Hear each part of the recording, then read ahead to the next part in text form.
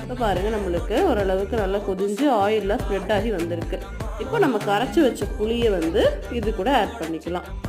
புளியை நல்லா கரைச்சிட்டு இந்த முதல் சைஸில் இருக்க புளியை வந்து ஆட் பண்ணிக்கலாம். திரும்ப இன்னும் கொஞ்சம் தண்ணி ஊற்றி வச்சுக்கலாம். சப்போஸ் நம்மளுக்கு பின்னாடி புளி கம்மியாக இருக்குன்னும் போது அப்போ நம்ம ஆட் பண்ணிக்கலாம்.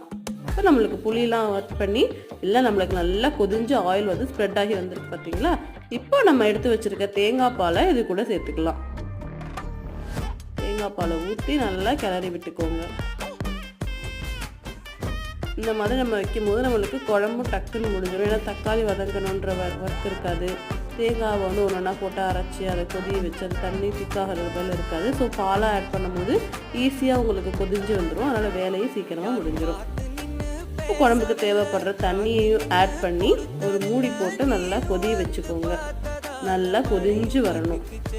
நல்லா ஆயிலெலாம் ஸ்ப்ரெட் ஆகி இந்த மாதிரி